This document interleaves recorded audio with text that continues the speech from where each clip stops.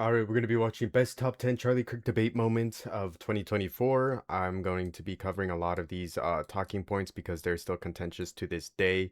A lot of people are utilizing these ideologies in order to oppress people and push people down. So I'm going to be breaking it down step by step as to why these ideologies aren't viable, why they're used against people of color, and why they mainly support white Eurocentric ideology.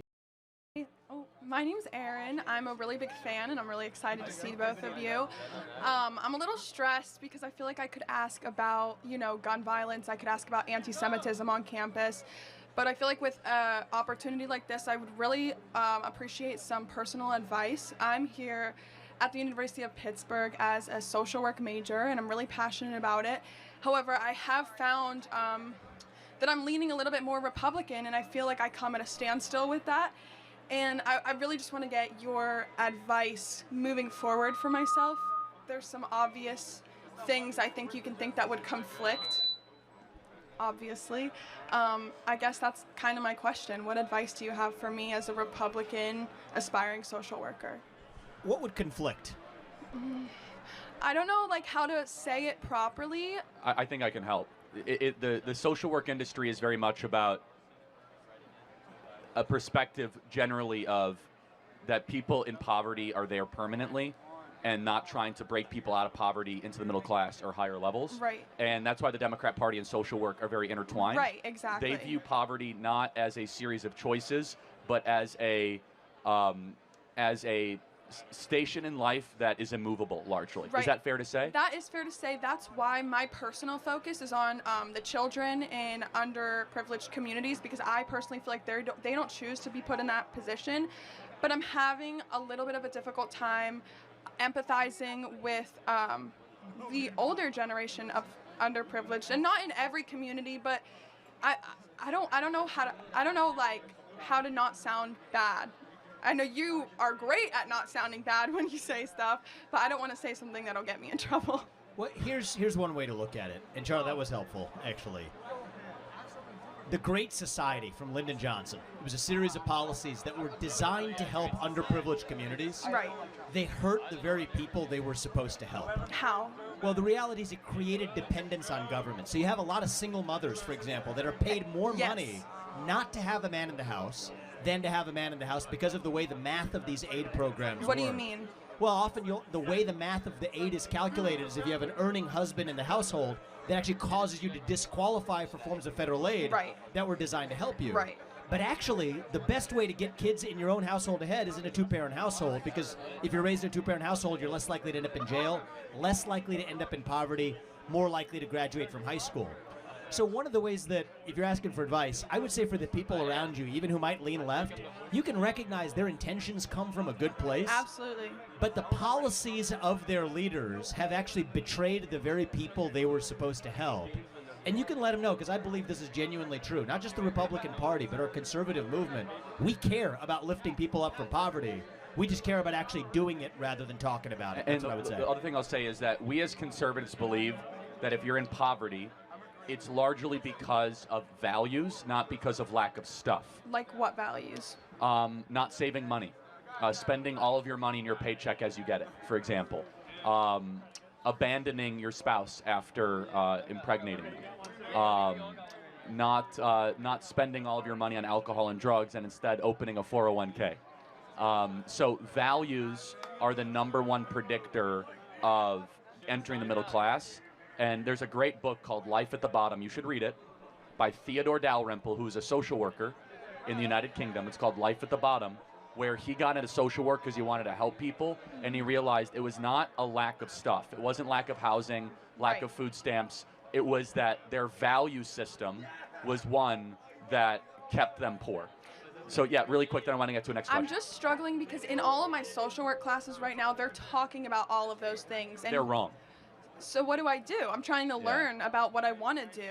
I think you need to stay in social work because you're called to do it, but there's an amazing amount of literature from Thomas Sowell to Shelby Steele to Theodore Dalrymple that get down to actual root causes of poverty, which is not lack of stuff, but is worldview. And I think that'd be super helpful. Thank you so much.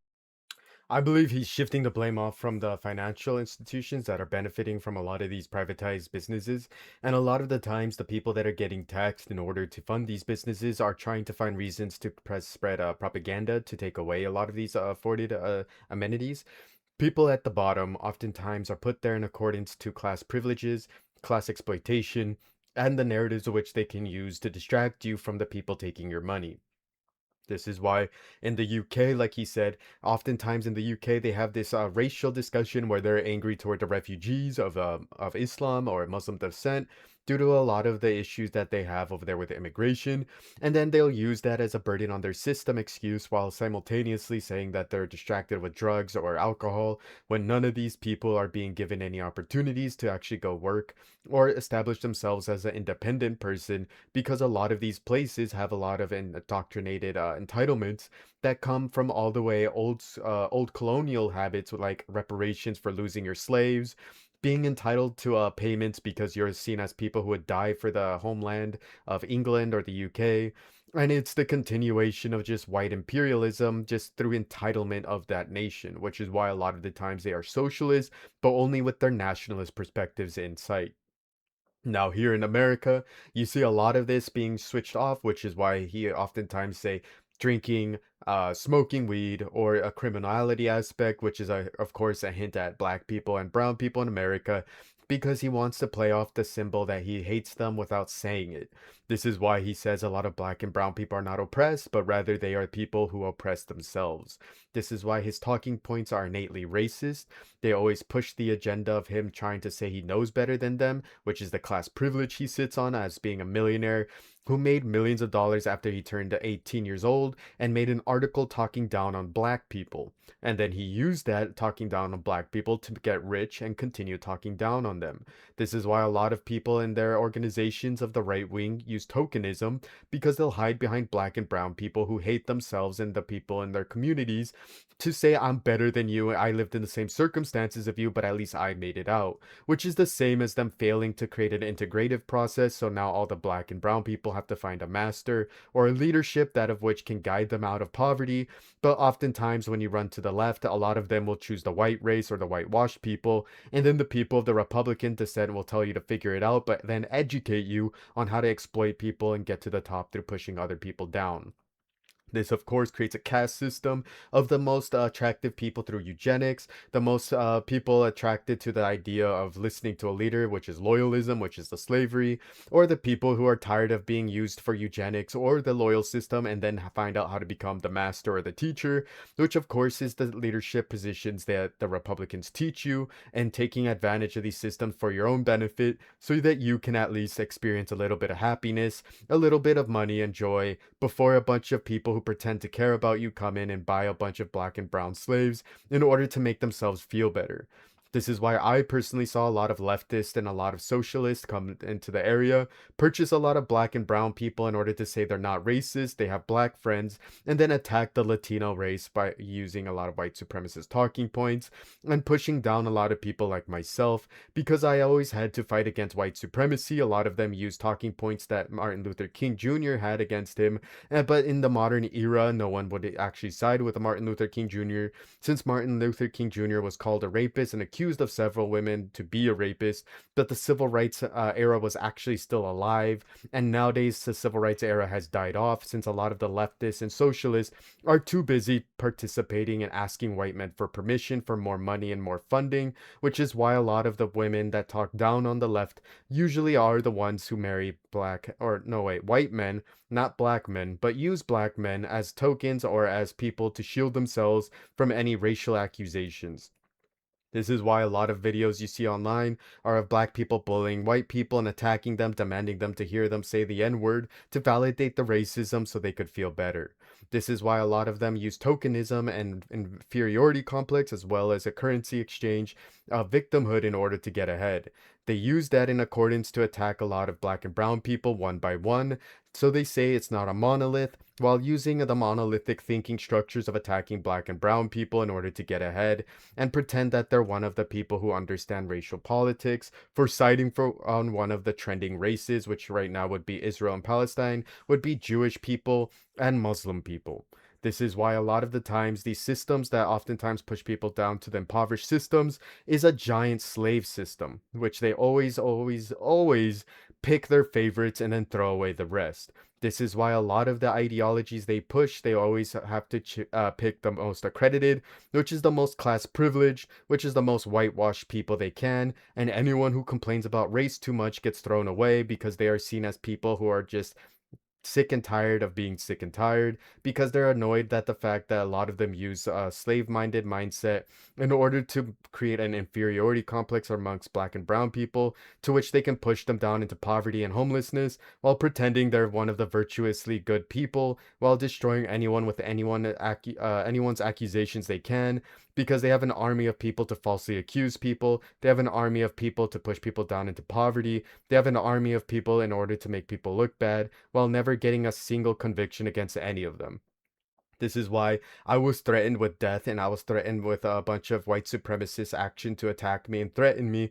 And then they sided with the guy who raped me, which is Jared Selig, who lived in Mira Mesa, and AOC, who helped him get away with these charges.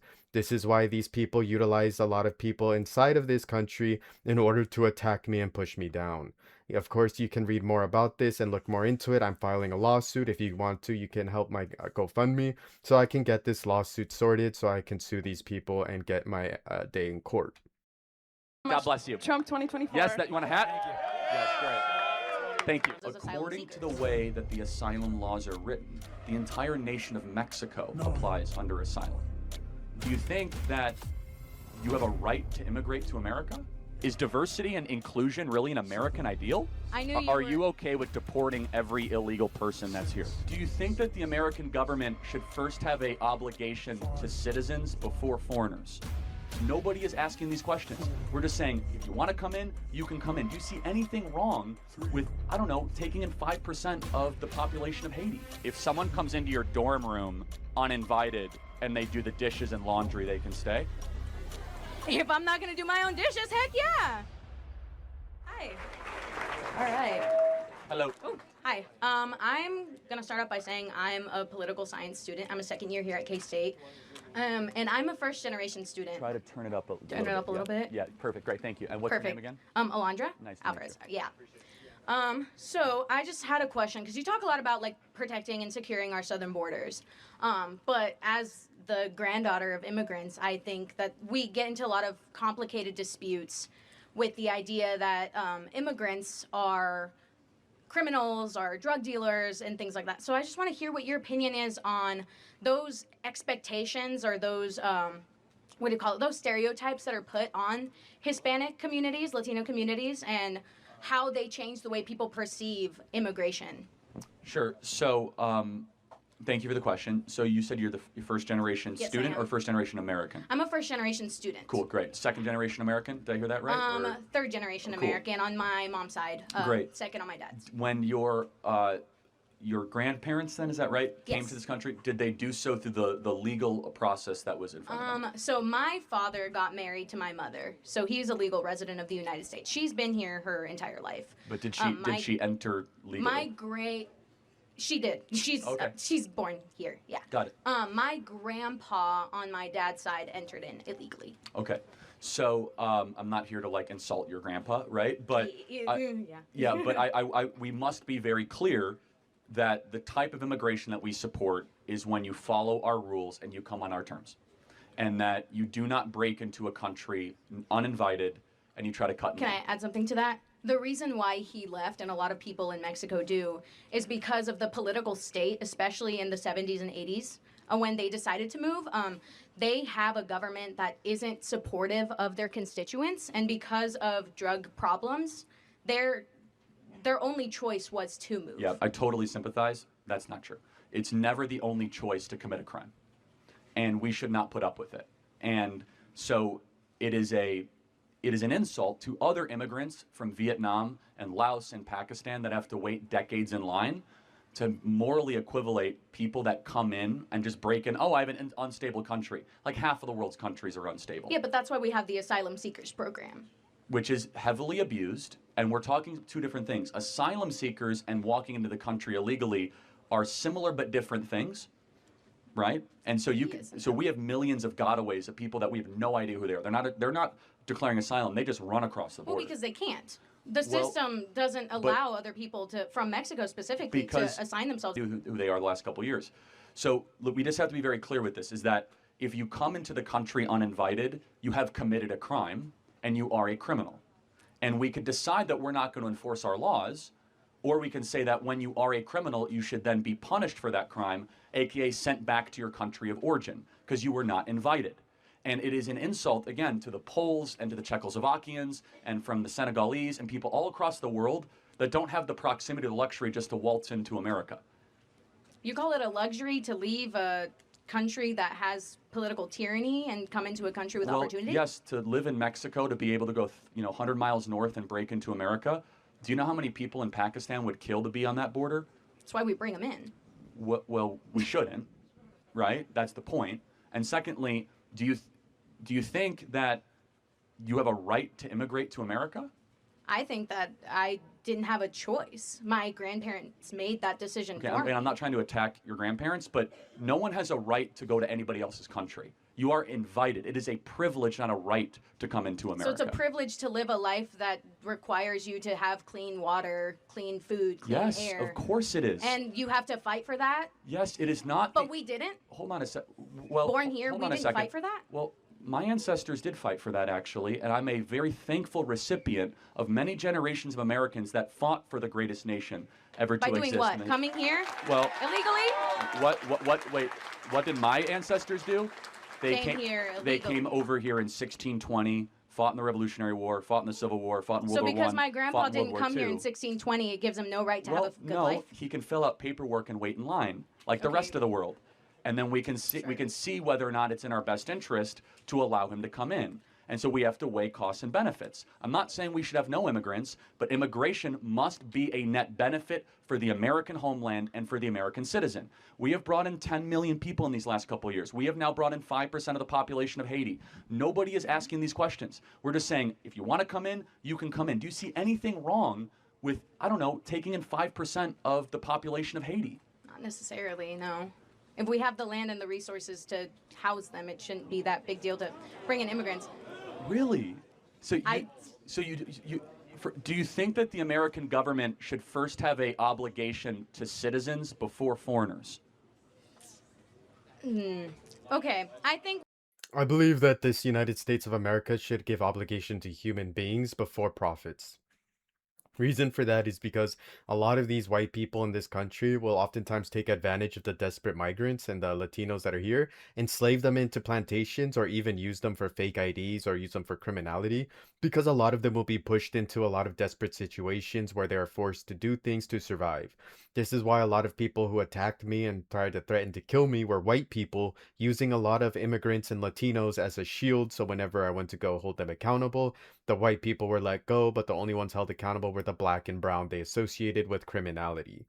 This is why Jared Seelig, the person who attacked me and attempted to murder me in Mira Mesa, was the one that was utilized in a lot of these ploys and attacks to try and hurt me and kill me, and then tried to have me silenced in accordance to associating with a lot of politicians and police officers in order to get away with crime. He was a white man. He is a white man. He uses his white skin color in order to avoid accusations, allegations, and associates with rich people he is associated with to get away with these crimes. And then whenever he try to say his name, he changes his name with a fake ID, which all the time police let him go as someone just playing around and not as a serious crime or offender or sex offender, which is going around using different names to rape people, sexually assault them, and then try to murder them.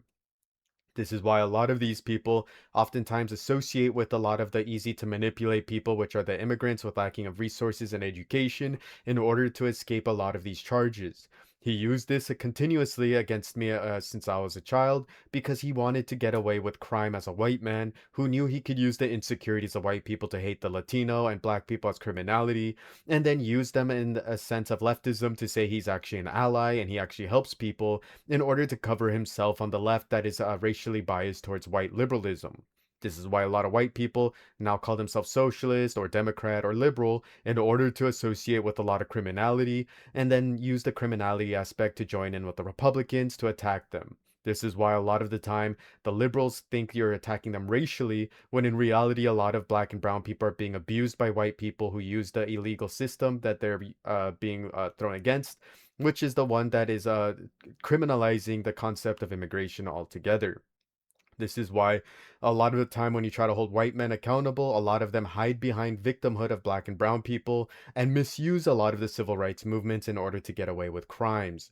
This is why, again, it's an issue to hold them accountable because they always use insecure Latinas, insecure Latinos, insecure black women, insecure black men, and anyone who is an insecure Muslim or any other Asian race that is there in order to shield themselves from any sort of legal action and get away with crime by using their white privilege, which every time you try to hold a white person accountable, they'll say it's anti-white racism, or they'll claim some background DNA in order to say that they're one of the trending races to get away with. The criminality of the immigration is that you see a person that's an immigrant who came here to run from a bunch of oppressors, only to get oppressed again by a bunch of white racist men who would use them for criminality or use them as a shield or even rape them in order to get satisfaction out of it. And that same raped immigrant can no longer get any justice because a lot of those people would be forced to accept the fact that they are now just a plaything for the white man to use. This is why Jared Selig, Jaredselig, is a person who used a lot of immigrants to have sex with in order to attack people of color, in order to use his resources to attack another person and try to kill people, and then got away with it just for having white skin color. He is now an associate of a lot of famous people and a lot of people in Congress, which is why he uses his agenda and his image in order to get away with what I call felony crimes, as well as multiple rapes and multiple pedophilic attacks, as well as being associated with gang culture. This is why a lot of these white men will defend a lot of these white people because they assume every black and brown person is lying, and all of us are just liars, and none of our police reports should be taken seriously, as all of them abuse the system and use the insecurities of the left and all of their people of color in order to hide away and disappear in the background by jumping from left to right and then switching allegations around on people to escape accountability. This is why a lot of them are sadistic, very disgusting in nature, and utilize a lot of people's insecurities against them in order to get ahead, mocking them, insulting them, and harassing them in order to get threats against their life. This is why a lot of these people oftentimes try to hide themselves with rich people, rich white people, and then when they find a rich black or brown person, they will tokenize them and purchase them in the slave plantation of just using them for a shield, which causes black fatigue because we're sick and tired of being sick and tired of everyone lying about caring about our person of color, our skin, and then utilizing this concept of immigration just to cover up for a lot of white people enslaving people of color, like the chicken farms and the egg factories that utilized a lot of slavery and then deported them before they paid any of their workers in order to send them back to their homeland. A lot of these people are going to use these talking points to get away with their hatred and white supremacy notions. We No, have an answer the obligation. question. Yeah. Here's the thing. Yeah, we're obligated because we're citizens to have the rights that we have, but that doesn't mean we can't open up our borders That's not when the we question. have the Hold on a process to second. do so. You, being a younger American, and everyone in the audience, is the first generation in American history to have it be worse off than your parents. So the social, and you agree with that, social contract, poorer, more expensive. So wouldn't it be rational for the American government to say, we're going to prioritize younger generation Americans that are American passport holders and citizens before those in another nation? I don't want to say anything that offends people. But No. Taking care of younger generations requires more money from the richest people in society, which, if you look at the wealth disparity, will come from a lot of rich billionaires who are white.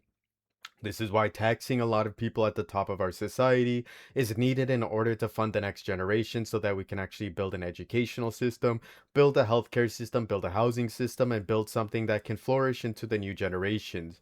This is why a lot of white people are trying to infiltrate a lot of these movements on the left in order to push their whites only agenda so they can push the idea that only white people can speak for black or brown people and then destroy any movement that we can have fighting back against a lot of these white supremacists. This is why a lot of the times the socialists, such as the people who push for these agendas, are oftentimes going to be white people pushing only for the working class, which the working class is going to be a majority white. And because the black and brown are always discredited with their working class merits, because none of them are ever seen as working people. They're all seen as unemployed, criminals, and people who are just lazy bums addicted to alcohol or smoking, because none of them are ever going to be seen as accredited people or people that are worthy of respect or love in this society. This is why when you fight back against a lot of these systems of oppression, a lot of the time you're going to have to end up taxing the richest people in the society, which are sometimes going to end up being a lot of these rich champagne socialists who lie about their agendas and just sit in their riches and sit in their high castles while the rest of us are busy working and going homeless, because a lot of these people don't actually care for us. They're just trying to push an agenda of getting more money by begging a lot more rich bourgeoisie, which is going to be another word for rich business owning class. I've Go already ahead. said it, right? I've already said Yeah. it. Whatever. I think that the way we're going about it is wrong. And that if we don't have a clear path to citizenship, we won't open up those opportunities for people to come and seek a good life. But I also think But that, it's yeah, not- we it's- are it's required not- to have those rights ourselves Seeking a as good American life citizens. is fine. It's a nice added benefit. Our government does not exist to improve the life of foreign citizens. A But we government should be open to the idea of accepting of that. course we are, if we have our own Yep. house in order. We are in chaos right now. We have the most depressed, suicidal, anxious generation in history. Our birth rate is collapsing. Kids can't afford homes. Yeah. You guys are drowning in debt. You have to compete you have to compete for jobs against foreigners. Our country is a mess right now. And so when your country's a mess and your home is in disarray and bedlam, your own government should say, time out. I have a heart for the people of Haiti. I have a heart for the people of every country. But you're not coming here until this generation at least has it as good as their parents. But it's the stereotype that I'm given as a Mexican American to fulfill those standards that people have on immigration I as don't well. share that. I haven't said that here today. There's people from all over the world that enter the southern border now. There's 118 countries that come across the southern border. But I don't care if you enter illegally from Bulgaria or from Laos or from Mexico or from Nicaragua. Someone who does not have their paperwork when they come in is by definition breaking federal law. Yeah, And but so then what should we do with someone who breaks with federal law? But does that mean that people, including their children, their grandchildren, including myself, not have you. to live with the stereotype or the standard set upon me that I am a criminal, I I'm am not a drug dealer, I am a XYZ? Okay, so I played into that stereotype. I've heard it many, many times, not from you specifically today. Okay, but then it's a little bit of a red herring, right? Because we're not even talking about it. I'm not. Well, my original question was, what do you think about it? What do I think about stereotypes? About the stereotype given to immigrants right now and children of immigrants and people of color Well, here. I can't talk about something I don't believe in. So, I mean, I don't want people to be stereotyped. No different than when you look at a young white man on campus, you think he's a rapist, right?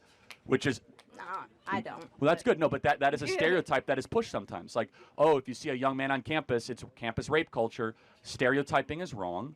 It should not occur. But we also must understand that the way that we constitute our immigration policy right now in this country is not in the benefit of the American citizen, and we're acting much more like a colony than a country, and where a country is where you have ties that bind you together, you have a shared history, hopefully a shared language, you have a shared culture, where a colony is you come from anywhere across the world, and so be it.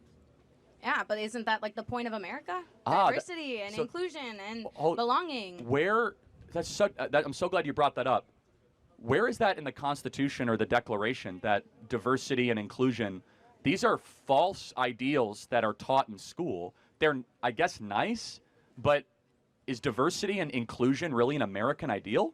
I think so. Where does it say that? I think that everyone has the right to live out their own individuality, their own lives, in No, their own I know, way. but you say the American ideal. Where do you get that from? Yeah, pursuit of happiness for Americans. You're right, because that's what the Declaration I'm an was written American. for. No, that's fine. Does that mean I'm not valid here for No, having no, a but- diverse background? No, of course you are, but I'm saying Yeah. that what. So can I not express that? Don't change the topic. You said we should be able to open up the country for people from all across the world. Yeah. Why do we believe that is a core belief? Because we want to help people. That's the point. We came here a Got long, it. long time ago.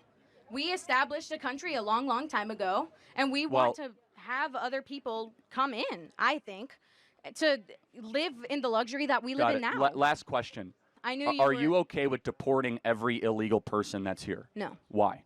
Because there's some people here that are not represented well by the media. There's a lot of illegal immigrants here that are working their butts off for the life that No, they no, want. I don't care if they're working hard. But the point is, what should the punishment be for breaking into a country?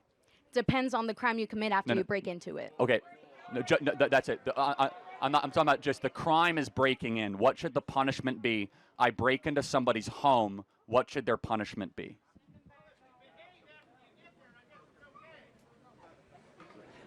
Can you repeat that? Oh, so if you behave after you get here, that's fine. So to play that out, if someone comes into your dorm room uninvited and they do the dishes and laundry, they can stay? If I'm not gonna do my own dishes, heck yeah. They're doing my dishes for me? Cool. If they don't kill me, I'm not dead. It is what it is, man. Well, they are killing a lot of Americans, but You say they, like they are? Yes, like they. All illegal immigrants kill people? That's crazy. Many illegals do. Actually, the crime rate for illegals is far above that of native-born Americans. And even if it wasn't, it would not be there. No, but it's just interesting.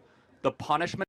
Okay, so I'm gonna address it there. He just said earlier he wasn't gonna address stereotypes, then he stereotyped the entire people as being the majority of criminality in accordance to statistics, and then tried to put people in a position of capitulation through it. A lot of these white people, mainly Charlie Kirk, try to pretend like they're not a racist and they're only trying to push laws and these ideals, and all of you are the ones bringing race into it. They are the ones hiding white supremacy because their goal is to propagandize white supremacy as a hidden factor, as they push to put at the idea that everyone they argue against is a fool, a moron, easy to manipulate and play with, in order to escape accountability. This is why a lot of people that I fought oftentimes, like this person I keep mentioning, Jared Selig, he's a man who sexually assaulted me, and he got away with it by playing the left and the right wing because his only goal was criminality. He's a legal American citizen, he's not an immigrant, and he is a white man. This white man uses his ideology in order to get away with crimes, and then blames everything on black and brown people so he can say every black and brown person who accused them of a crime is just a token or a slave to white people. This is why a lot of the times the tokenization is utilized by both capitalists and socialists, but mainly by criminals. This is why the ideology continues to be pushed continuously with people who are people of color, who hide behind white people, black and brown, in order to escape accountability. People like Jared Selig would oftentimes use gangs in order to attack other people, and then blame the criminality that those gangs had committed through being illegals, by being people of color, and by being people that just are never held accountable and are just individually unaccountable people, in order to hide away from the fact that he was using a monolith description of black and brown people in order to push criminality onto them in order to escape any accusation that he pushes forward. The issue that this immigration system has is that it validates a lot of these white men's habits in order to utilize black and brown people as an armed wing of their white supremacist action in order to buy them in what's called a purchasable plantation of slavery. This slavery that they purchase people of color from, they take advantage of their lack of education, they take advantage of their lack of resources in order to enact themselves their own resource gain that tax people of color, and then sells you the same ideology the left sells by trying to get you to hurt black and brown people individually, by telling you there's no such thing as a monolith, which is correct, there's no such thing as a monolith, but they use that as a way to attack individuals who are black and brown because they are easier targets to attack. This is why a lot of the times people like this guy Jared Selig from Mira Mesa, San Diego, who sexually assaulted me, oftentimes will resort to hiding behind celebrities, people of status, and people of whiteness, and oftentimes hide behind people of black and brown in order to hide themselves from accountability. This is why, once again, if you understand how this system works and how it utilizes it, you'll have people like this Charlie Kirk, who just said he will not stereotype it and then went on to stereotype people who are illegal immigrants as criminality. This is why a lot of these people who are white oftentimes associate with these criminals by oftentimes hiring them for cheap labor, using them to gain access to drugs or even fake IDs in order to escape any sort of charges or any sort of accusations by trying to be one of the cool guys who can now get you party drugs, or even enslave people without getting in trouble to make more money from their businesses, and then sell you all the talking points they need to virtue signal themselves as being accepting of all people, like Charlie just did by talking about how he doesn't want to stereotype people. He pushed a little bit of leftism and a little bit of liberalism while standing in the stronghold of republicanism as a whole. Now, if he identified as a leftist, which he does not, Charlie's clearly a right-wing conservative, But if he did this exact method as being someone who identified as a leftist, someone like Charlie Kirk can get away with using people of color as slaves, as gang members to attack people, and then validate the Republican talking point. And then as he validates the Republican talking point, he can say they're bigots, they're racist, and then solidify himself within the leftist movement. This is why a lot of the immigration, it does not leave a lot of black and brown people to free to commit crime, but rather the reverse, so that white people can commit crimes with those people and then kill and hurt the black and brown people who are seen as illegal or sympathetic to the illegal people as being a people of that are now associated with terrorism, cartels, or the association of just being poorly educated or jealous of the white man. This is why this system that oftentimes demonizes human beings, not the immigrant or the illegal immigrant, but a human being, oftentimes leaves a lot of bias and racism that'll attack Americans as well as divide this country, because a lot of the white men will side with the tribalistic understanding of whites only, and then if they are on the left side, they will be able to use this same system to hide behind by using naive people of color who are desperate for white people's acceptance in order to use them and hurt them in order to hide from any crimes or criminality as a whole. This is why Jared Seelig, the man who sexually assaulted me, used a lot of people of color to defend himself, push me down, threatened to kill me, and then used police corruption because they're all in favor of white people in order to make me look like an illegal immigrant sympathizer. And then when he was done using police, he went to the left wing and then said the left wing to me that I was a cop lover by trying to get a police report to police, thereby silencing my voice altogether, and then utilizing that and their insecurities by calling everyone an ICE sympathizer to get the black and brown community so fearful and using fear and stoking fear and intimidation in order to get the person of color to stay silent like myself, while using people of color to divide them our own people through tokenism or Uncle Tommy. This is why illegal immigration as a whole doesn't just hurt people because they think the illegal immigrants committing the crime, but they ignore the entire criminality aspect of the people who are white employing them through slavery, the people who are white who are committing the crimes to attack people using them as assassins or criminal aspects, and then using the people of whiteness who use them as tokenism to hide behind when they push racism or hatred or stereotypes by saying, how can I be racist? I have a black friend. How can I be racist? I have a Latino friend. How can I be racist? At least I get laid with these minorities and people who are vulnerable to these talking points. Because when you allow this ideology to escape the concepts of humanity, you now have tribalism and this ideology of hurting people in order to get power and status, in order to get ahead. This system is a white supremacist one that benefits white men entirely. Allowing illegals in here does not benefit people of color, it benefits white people. Because they're the ones who will make more money out their businesses, they're the ones who will get more access to the underground criminality, and they'll be the ones that'll be able to throw away black and brown people as the ones who take the fall, while all of them are able to conduct themselves in criminality and escape it through racial bias of the systemically white supremacist society. This is why a lot of the times when I reported crimes, I was ignored, and a lot of the times these white men who said they were Republican, then Democrat, then Republican, then Democrat, would use both sides in order to get them the most white privilege, which is why in society a lot of this is just white privilege that is pushed continuously in our understanding of the judicial systems, our understanding of the legislative systems, which is the laws that are applied, and the executive branch that openly pushes rhetoric to oppress people of skin color and accents in order to have them subjugated to be seen as an illegal immigrant by ICE laws themselves. It pushes stereotypes to be accepted, a lot like the people who tried to murder me, who sexually assaulted me, and tried to cover it up for them. For the crime of breaking into a nation should be what it is in Switzerland and Israel and Hungary. Every person who breaks into a nation uninvited goes back to their country of origin, period. So why End is of there an story. emphasis on the southern border? Because most people come illegally through the southern border. 10 million people have come across the southern border. And by the way, do you have any concern for the 320,000 missing kids that have also been sex trafficked across the southern border? Of course I do. But who's doing the sex trafficking? A handful of people, not No. everybody else. 320,000, that's a lot. The children. Yeah, but each one of them has a handler. I'm just. So, and that means that 320,000 sex pimps are bringing in sex slaves to this country. The point I'm trying to make. The sex slaves that are being brought into this country are going to be supplied by what he's deeming illegal immigrants. Stereotyping.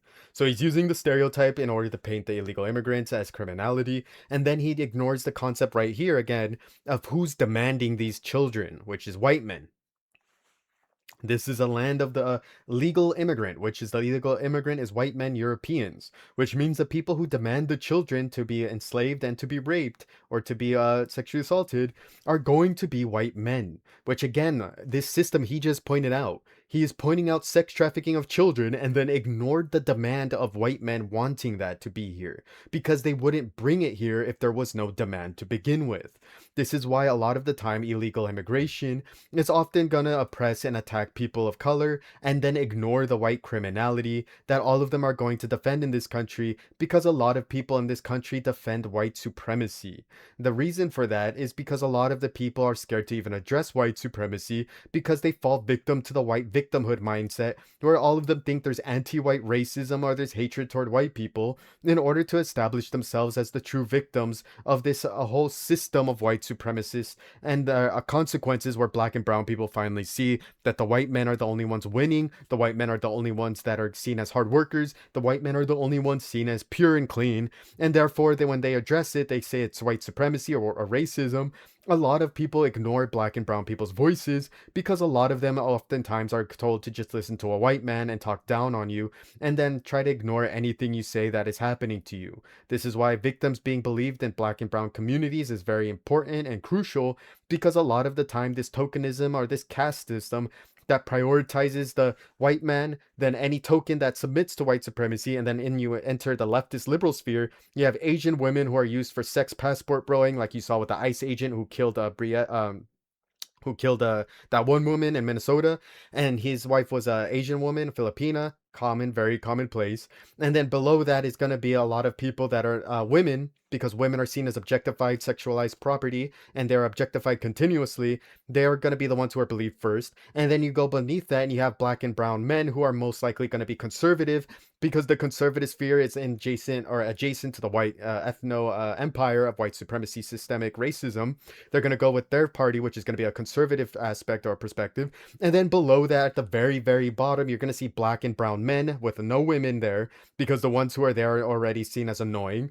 And then you're going to see only black and brown men who are seen as communists and socialists, because you can no longer call them racial slurs, because you want to call them a criminal, evil aspect, or greasy communist, because all of them are seen as an inferior species, or racist and easy to control by a lot of white supremacy and white systemic racism.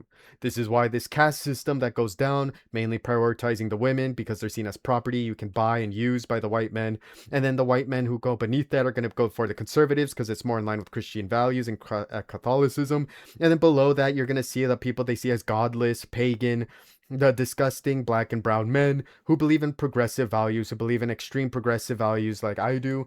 I'm not a communist, but I do say that to irritate the white men.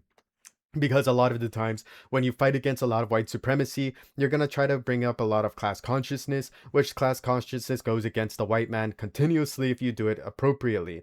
This is why the white man who attacked me got a lot of leniency from a lot of leftists, because they used a lot of women that he slept with as a shield, which is why it plays into the Republican talking points, which makes anyone who tries to call them out, the progressives like me, look like a bigot, which is why a lot of these white men hide behind these talking points, because if you address them, you suddenly look like a right-winger, which adds into the insecurity of the left that cannot address it appropriately. This is why a lot of the times there's a lot of infighting, because the white men have masterfully found out how to divide and conquer, and somehow found out how to get a bunch of leftists and socialists, democratic socialists, to fight with progressives, because the progressives are too busy trying to figure out what black and brown people's opinions are trending, while simultaneously people like Charlie Kirk are defending white supremacy, the criminality of white men who are openly, he just confessed, is using a lot of sex trafficking in order to sleep with children. But instead of blaming the white men for demanding the children, they are blaming a lot of Latinos and immigrants and illegal immigration, rather than the demand that is here in America filled with white men using these children. Is that we categorize all illegal immigrants under the same thing: sex traffickers, No, I'm drug not. dealers. Am I and doing by that? you saying all illegal immigrants No, have no. to be deported, Yes. you're implying that all of I'm not them implying are anything. doing these I'm being terrible things, super and not a clear. small percentage of them. Well, it's not small, actually. 320,000 out of 10 million is not small, actually. That's a serious number. That's 3.2% of all people that came into the country are connected to sex slavery in some way. That's insane, actually. 3.2% are connected to sex slavery. That's like a lot. But anyway, so let's just I want to just make clear.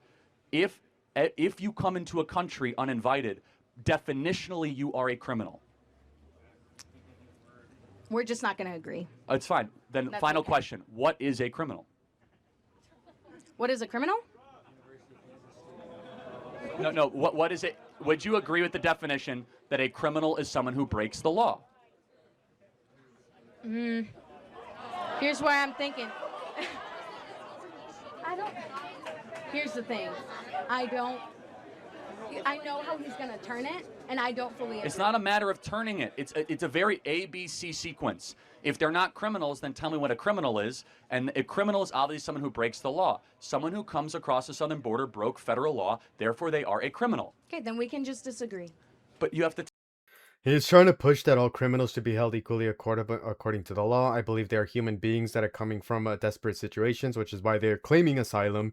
And then when they claim asylum, he's trying to use the loopholes in order to say it's not real asylum, because under the asylum of the laws that are there, you're not supposed to deport them or send them back, because they're claiming that if you send them back, you're sending them to a death sentence, not just to a country that is the same of which they came. This is why a lot of these people that are white oftentimes try to attach criminality to them. They try to attach the idea that sending them back to their country is safe, and they're lying about the asylum because it's abused. And then they're ignoring the concept that they are avoiding every law that gets them to the point where they just get to call them a criminal again. Because none of those people who claim asylum would be criminals. They'll be people who came here for their safety, waiting for their due process. Which is why a lot of the time when people claim asylum, they're scared to go back to that land because they'll be killed. A lot of these people that are white supremacists, like Charlie Kirk, he look up on us because he is too busy burning in hell. He is the one that is continuously pushing white supremacy and the ideology of white men being innocent, while pushing the criminal aspect that they have, because the continuation of him trying to ignore white people being as criminals and blaming black and brown people is very clear here when he tried to go through several loopholes where he said he was not stereotyping, then he started to stereotype them as sex traffickers of children, and when he said he is not trying to break any laws and he's trying to follow the law, but then he tried to avoid several laws like asylum seeking by saying it's not credible, and therefore ignored the multiple laws that they used to get here legally, but he calls it an illegal immigration to satisfy his racial ideology. Which is why a lot of the times when he asks what is a criminal, I have to ask him what is a human being, because when you understand human beings deserve safety, deserve respect and love, you're going to realize that a lot of the time he does not see a human being, he sees a subhuman, and that subhuman is not subjugated to the laws of this country, which is why he avoids addressing those laws, like addressing the concepts of such as asylum seeking, the concepts such as seeing them as a non-criminal aspect, which is stereotyping, which he turned on both of those, and the continuation of him trying to say that he's an accepting and loving person when in fact he is not. He also tried to push the agenda of not pushing for stereotypes, because he even tried to use a little bit of liberalism and a little bit of leftist acceptance in order to hide his true intent, which is just the venomous white supremacy, which he's going to use to infect the very simple-minded black and brown people, which he tokenizes continuously by saying, look how they mention your race, you're the real racist. This is why the ideology is going to continue with a lot of these white supremacists trying to push against black and brown people, because just like the person who sexually assaulted me, Jared Seelig, this person is using a lot of these tactics and is bringing back a lot of memories of mine of how these people get away with a lot of these crimes and criminal aspects by hiding behind a lot of leftist talking points, like they're not racist, they're not trying to push racist talking points, but then when it comes down to it, they get angry when black and brown people are able to have a voice, and then run away as fast as they can to their yes men circles or sycophants in order to validate all their talking points. tell me what a criminal is, though. Trump! Oh, Trump. Yeah. Yo! You got to come up to the mic. Okay. She's right behind me. Yeah. Have fun. Can't tell me what a criminal is. Yeah. It's so sad. It's because if you want to really get down to it, at the core, and she's a very sweet person who was there, the left cannot define core terms. Criminal, woman, racist, democracy. Do you feel proud of yourself for debating college kids who are unprepared to speak in front of an audience like yourself? Hold on. You're 30 years old. We can agree you're 30 years old, right? Do you think that's a little bit silly? Are you a voter? I am a voter. I'm a registered so voter. I vote and you vote. So I'm talking to voters of this country that will determine the future of Western civilization. That's what I'm doing here today. Yeah? Wait, hold on. How is it any different than a professor talking to you? Then a professor talking to you? Who are you? Well, important enough for you to come up to a microphone. Actually, when I first saw this ad, I thought it was like an improv comedy thing. It looked so ridiculous that I didn't even think it was real. Well, no, you could see. Look how popular Trump is on your campus. How does that make you feel?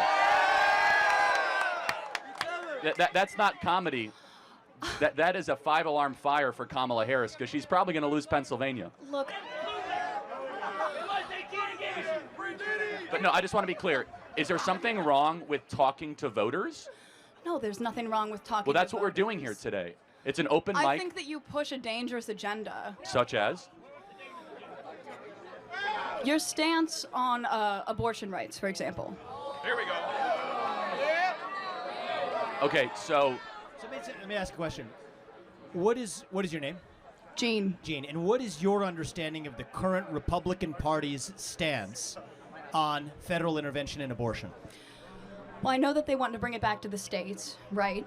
So it sounds like you do know that the Republican Party's current stance on abortion is they're against a federal ban on abortion. I do And we're understand talking that, about a yes. presidential election as the Yes. important election that we're talking about here. I understand that, yes. Great. So, again, I think this open dialogue is great. I think it's great you're here challenging Charlie, and I think it's great that he's willing to travel campuses across this country to talk to the next generation.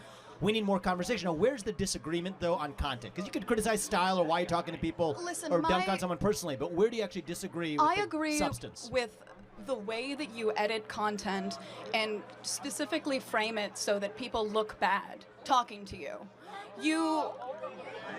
The way that you edit your content. we post unedited content. Let me just ask you one thing though, because personal insults can fly in all directions.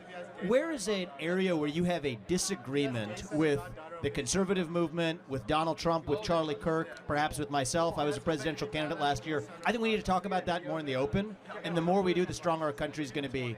We got a long line of people, but I want to hear from you one substantive area where you have an authentic disagreement, and I'd be glad to address it. I'm sure Charlie would too. Just in any Anything. political. Relating to any political topic where you have a disagreement. Let's air it. Okay. I disagree with some of the laws that are being pushed in Congress that are against the LGBTQ community and the trans community. Okay, so let's talk about that. I'm going to give you my view, and then I want to hear yours. Okay. My view is that if you're a fully grown adult, 18 or above, you're free to live how you want, dress how you want, marry who you want if you want, if you're Okay. over the age of 18. I agree. But you are not free to indoctrinate children in schools who are not yet of the age of consent. You are not free, just as you're a 17-year-old or a 15-year-old can't get a tattoo on their own, I don't think that you should be able to go or until the age of 18. And so the lines that I draw here is that men are free to claim to be women and swim in swimming pools. You're not free to claim trophies in a women's sports competition. You're not free to enter a women's locker room. You're not free to change a language. And you're not free to actually indoctrinate our children who are under the age of 5 in schools. Do we agree on the fact that adults should be able to live freely while still treating children differently? If so, we're on the same side of this issue. Listen, I agree with the majority of what you said. However, I don't think that you're understanding the implications of the laws that are trying to be passed. Look, we got a head start in the conversation. We got a long line behind you. But my only ask is, forget the personal attacks or the stylistic attacks. Focus on substance. The more we debate that, the stronger we're going to be as a country. Thank you for coming. Thank you. I don't think you're focusing on substance, though. That's the issue. Hold on. Look, he intentionally tried to provoke substance out of you, and you said, well, I'm worried about some laws Congress should pass. I have to ask, what laws are you talking about? Can you be specific? I'm sorry, I'm very nervous, but this is what you do. This is what you do. You take people and you put them under the spotlight, and you. Well, hold on. I didn't ask you to come up here. You voluntarily came to the front of the line. You didn't have to do that. You're purposely antagonizing people on campus, asking How? people to come up by spreading your weird agenda. How? What agenda is that? I'm confused, though. So, Charlie, I'll say this. we'll end on this and we'll go to the next question. When I was 18, and I'm not going to blame you for this, I also took for granted a lot of the stuff that the media force-fed me, because that's what you know at the age of 18. You say there are some vague laws making their way through Congress that are hostile to trans community. Know how? I don't think those laws actually exist, but I don't blame you if that's what the cable media is feeding you. But let's get to the specifics, and then we're able to actually have an open dialogue. And that's one of the things I've learned over the last 20 years. I think that the issue is we're getting our media from different sources. Both people are getting media from these skewed sources. The facts that you're presenting are not always correct. And that's why we're here with no TV screens between us. So people who have policy-based substantive disagreements, we invite those. I think that's how we're going to get our country back. And as it relates to trans, which you brought up, 18 or above, you're free to live how you want. You're not free to force that onto somebody else, or especially kids. And if we agree on that, we make some progress. Thank you. All right, you notice how they bring up children a lot? A lot of these guys hide behind the fact of children victimization, which if you studied Nazism, they used this a lot of the time with the concepts of blood libel, and they use this in order to hide themselves. This is kind of like how Israel uses blood libel all the time to hide behind, because they'll validate a lot of the racist rhetoric and then hide behind it, saying if you even address what they're doing, like killing children in Palestine, now suddenly you're calling them pedophiles, you're blood libelist, you're anti-Semitic. If you're someone who is now doing self-defense, like trying to defend yourself against someone threatening to kill you because they have actual means to, by being surrounded by armed IDF or armed police officers here in America, a lot of these people will try to kill you using police and military while threatening to kill you and pretend they didn't have a system of power. This is why a lot of people, like in situations I've been in, people tried murdering me by telling me they'd shoot me dead with rooftop Koreans and surround me with a bunch of police and military and pretend like they were the victims, because they're people who can falsely accuse people in a situation where I'm barely trying to be, where I'm trying to stay alive. This is why they use this system too, by saying you're instead of children, they'll say women and children. So they'll switch between the two, and then they'll try to always take a woman's side if it's a black or brown person in trouble, and they'll always take the child side if it's anyone who is seen as a gay person, person of color, Muslim, a Christian, but the Christians that accept gay people and people of color, and Jewish people only if Jewish people hate themselves and hate Israel. Which is why a lot of these people oftentimes pretend to actually care for people, but they use this as a shield through tokenism, or just using this victimization such as blood libel that a lot of people try to hide behind. So when you accuse someone of doing actual pedophilia, like I saw someone do, they tried to cover it up by saying you're doing blood libel against Jewish people. And then when I said he tried to kill or in fact sexually assaulted someone, they threatened to kill somebody. And then when you mention that to police, they just assume you're a racist. And then they'll threaten to kill you to say racist words so they can get the liberals and leftists on their side to make you look like a bigot or a racist while they try and lynch and kill you. This is why a lot of these white supremacists oftentimes like using the naivety of a lot of the left and a lot of the liberalism in order to make fun of them.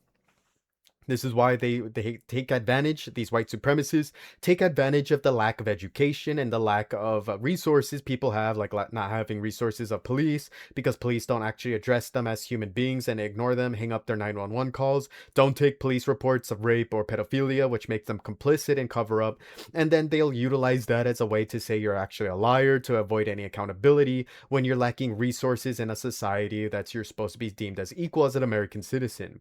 They will also take your lack of education to try and tell you you cannot appeal something till later in order to make you look guilty on paper, to make you look like a bad person, in order to use the lack of education against you to try and attack you, to make you look naive and make you look more guilty in a situation where you are innocent.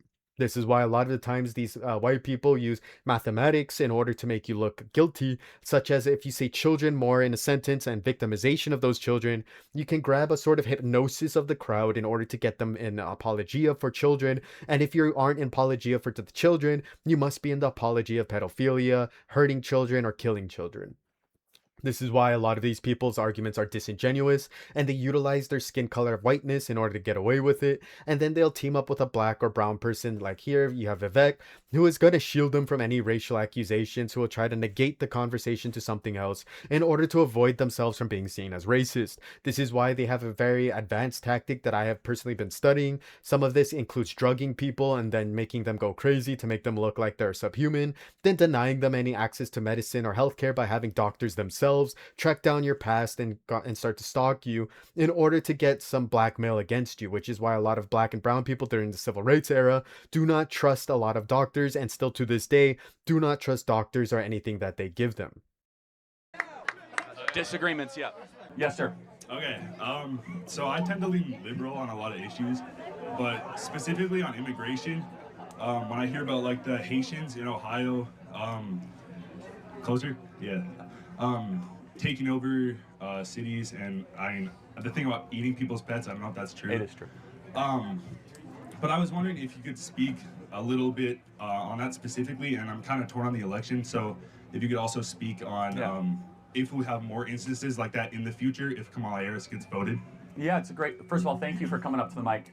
And I want to try to win you over as a liberal for Donald Trump. So you're going to give me a chance, okay? I will, sir. All right, okay. That is a true open mind. So I appreciate that.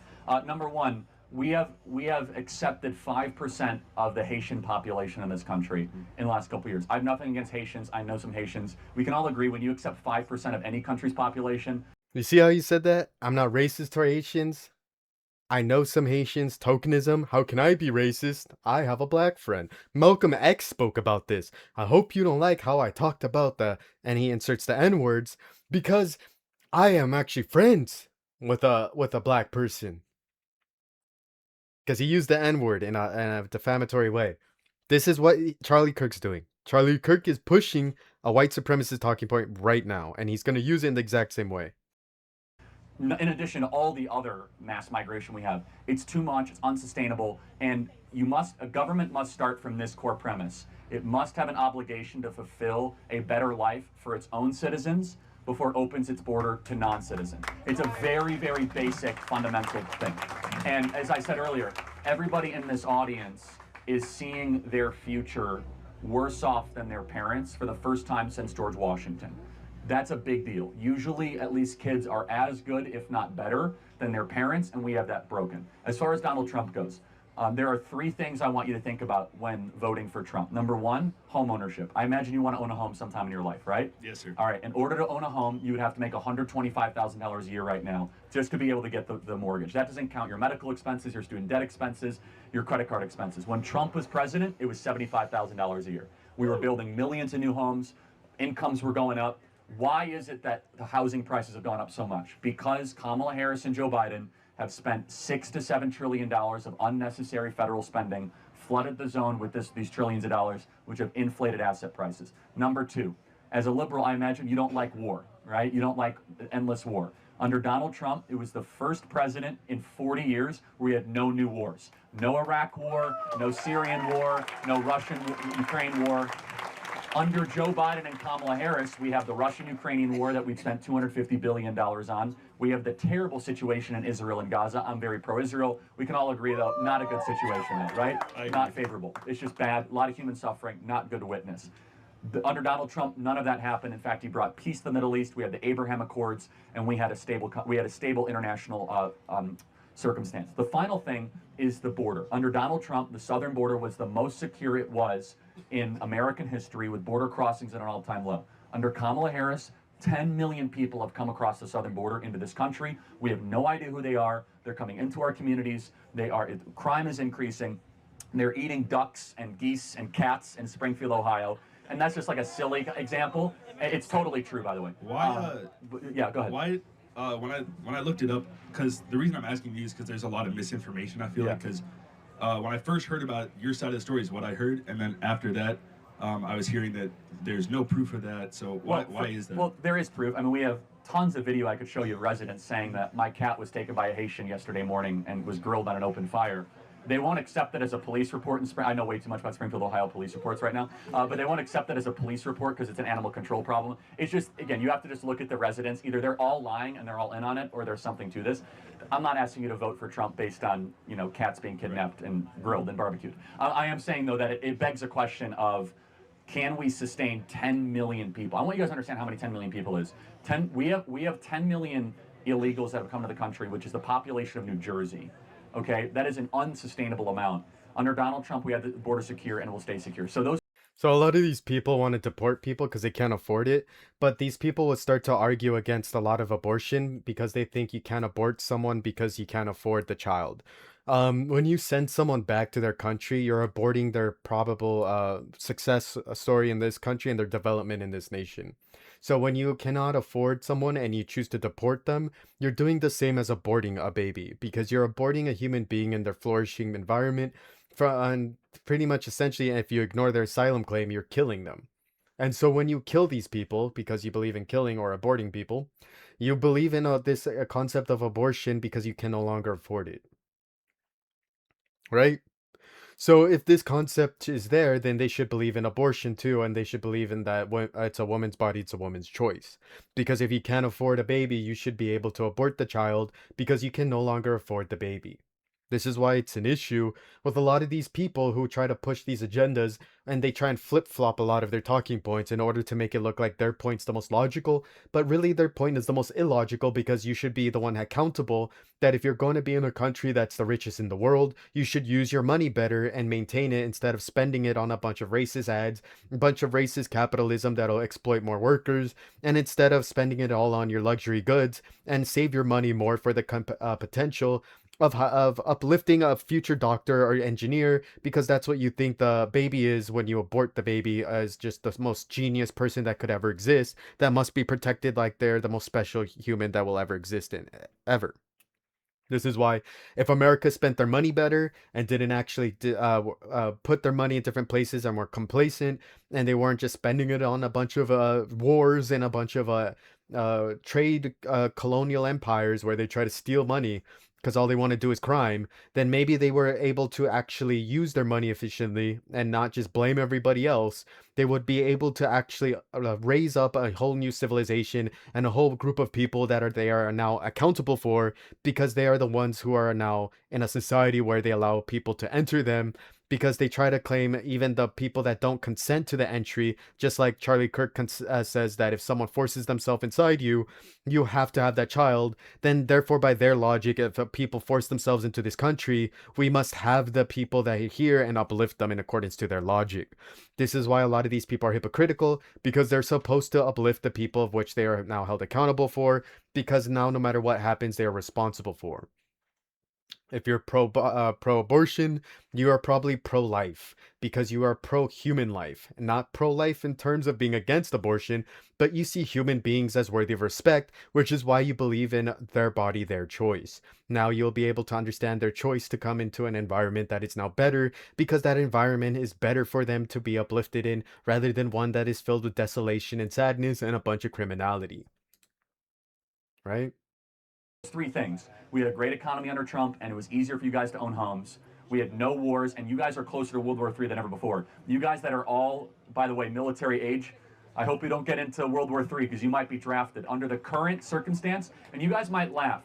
But think about who is endorsing Kamala Harris.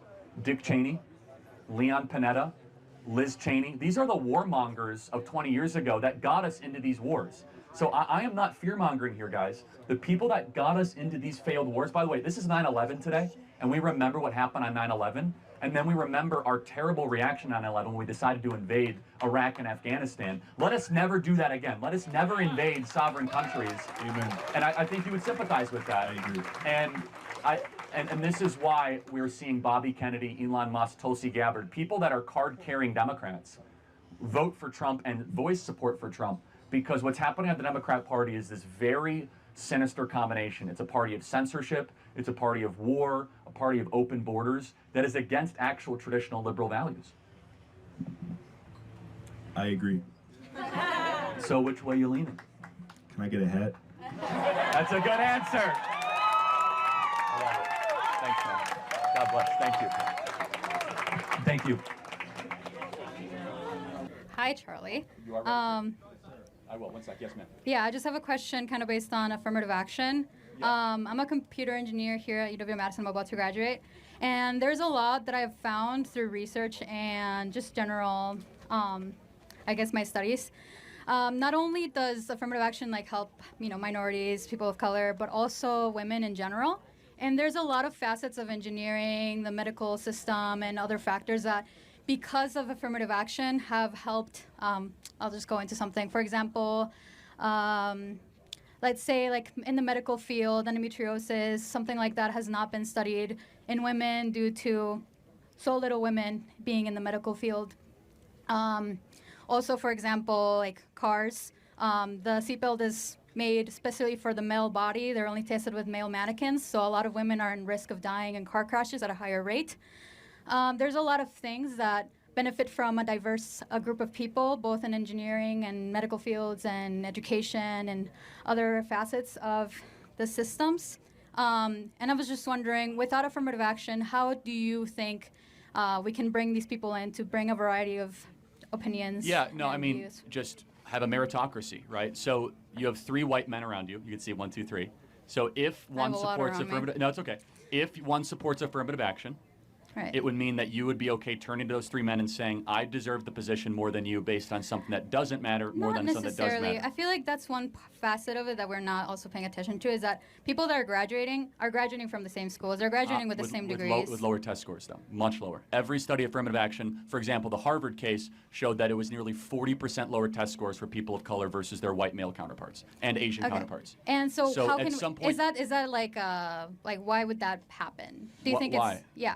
Why What would it causes that? Do you think it's just because like Well, people of color are more like stupid? No, or, of like, course not. Right. I mean, people of color come from lower socioeconomic backgrounds that don't prioritize education as So much. how do we but fix that's those not, socioeconomic statuses? Right, that's an interesting point. Not should we try to penalize white males that are competent to go run our systems and our institutions. So Right. those are 2 different things. Right. So what we're doing is our institutions are now becoming less excellent. Our country is not working like it used to because we basically told people that are very qualified and very competent that, sorry, we're not going to put a position for you here. For example, the U.S. Secret Service. Let me just give you one example, okay? We can all agree that protecting a president, whether it's Donald Trump or Kamala Harris, is super important, right? But now the Secret Service has said that we want to have 30% of all our agents be women, which, by the way, they have lower fitness criteria. So they have less pull-ups, less push-ups, slower mile time. Oh yeah, that's something that's due to like your Hold on. like, genetics. Exactly. Yeah. No. But this is affirmative action, right? And so therefore, when Well, there's like fields like I don't think that's a But good. let me One second. I just don't think that's a good example because like women will never be as strong as men, at least got it. So genetically. that's an interesting So I question. think it should be something that's will women, more like will women be endologically based. Will women be as good at engineering as men, person for person? Not necessarily, but Okay. Well, then how is that different than the Secret Service example? well, the problem is that Because for the male mind is wired different than the female mind. By the way, men will never be as good. Hold on, I'll prove it to you. Men will never be as good at counseling or psychology sessions as women. Men will never be good at nursing or elementary school education as women. We have certain giftings because our brain is wired a certain way. Women are far better gifted at micro topics, so individual connection, empathetic type conversations, healing people that past trauma and wound. Men are much better at macro topics, right? Trying to build a building, put a skyscraper up, trying to talk geopolitics. And I'll prove it to you. When you go and you see 5 women eating lunch, they're probably talking about micro topics, conversations they had, relationships, friendships. Men, they're talking about politics, sports, or the stock market. that's not necessarily Oh, true. yes. You guys all agree, right? I mean, there's a reason. No, I'm these here. these are bimodal general truths, right? Of course, there's exceptions, but It's not. He's trying to minimize a lot of women's discussions, a lot of women's opinions as being extremely naive, which is why a lot of the times he tries to push that women get manipulated easily, which oftentimes proves that a lot of Republicans like the easy to manipulate women, which is why a lot of the times these guys use these talking points. They're self-snitching on a lot of their ideology. But of course, the women that I spoke to were educated in politics, but not all of them were educated in white supremacy, because a lot of white supremacy unfortunately offends white people, and now you can't talk about white people's supremacist mindsets because they're all being brainwashed by a lot of concepts that a lot of the left cannot get through. There is a big issue with the women in leftism as a whole, is that they oftentimes don't understand that the conservative movement came from the civil rights movement, because the conservatives of the civil rights were black and brown men who were fighting for women's rights and their rights as well, which led to the more equal measures we have here today. White men never fought for us that in the concepts of civil rights. They showed up to support the black and brown men. They never were there leading the charge. They were the ones told what to do because they were the ones limiting our perspectives, limiting our permissions, and limiting our rights as an American in this United States of America.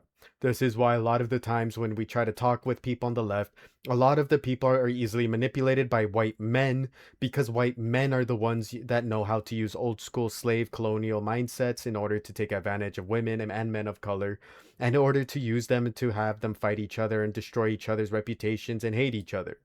This is why a lot of the people who fight in this society and use this society to try and fight back against white supremacy are oftentimes isolated and pushed down into rugged individualism where they're forced to defend themselves and fight for themselves, while all the resources are too busy being spread out and used for a bunch of political theater that a lot of white men are going to use to their advantage.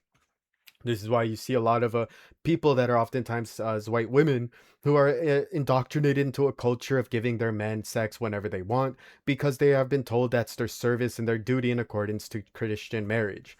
This is why they have a rape culture on the Christian conservative side because they are pushing the identity of making sure people submit to them.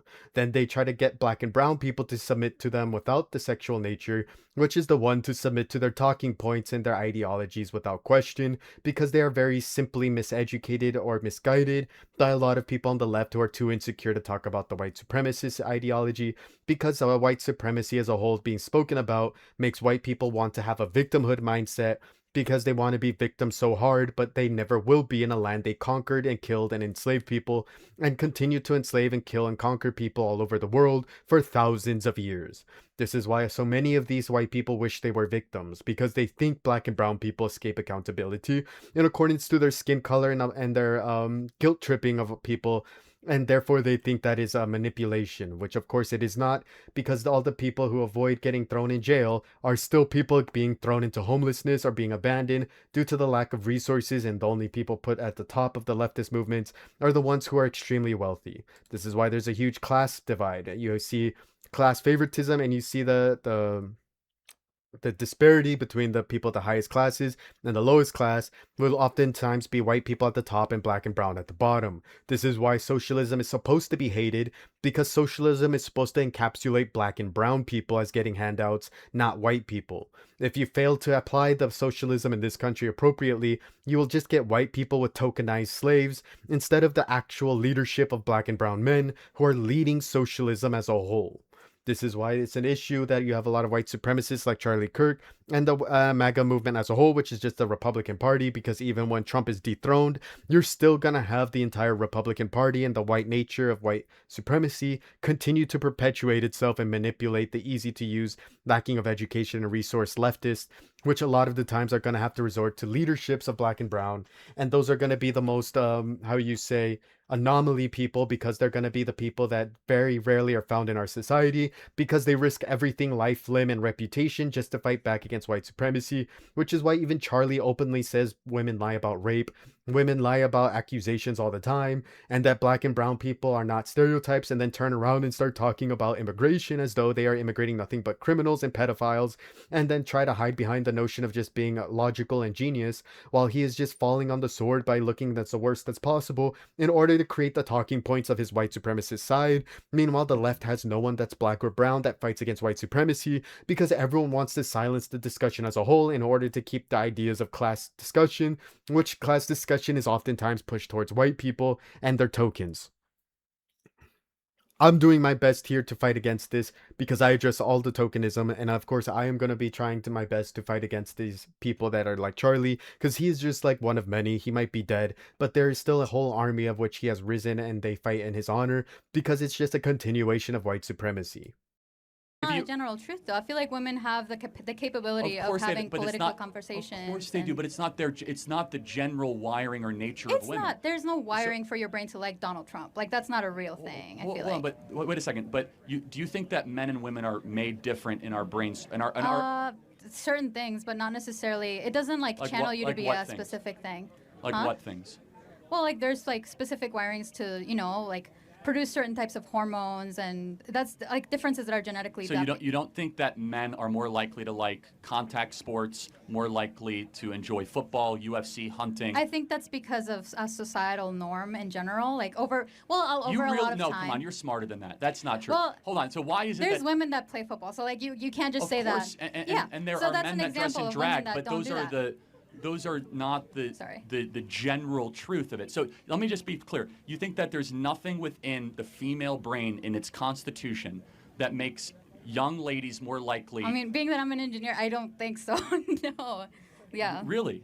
Yeah, I don't. I mean, I feel like there's. So you think if you pick a random lady here that they'd be just as comfortable sitting and watching a 4-hour football game than they were to go get their hair done with their best girlfriend? Well, I feel like that's kind of diminishing to say, oh, because you're a woman, you will not be able to sit through a 4-hour But football field.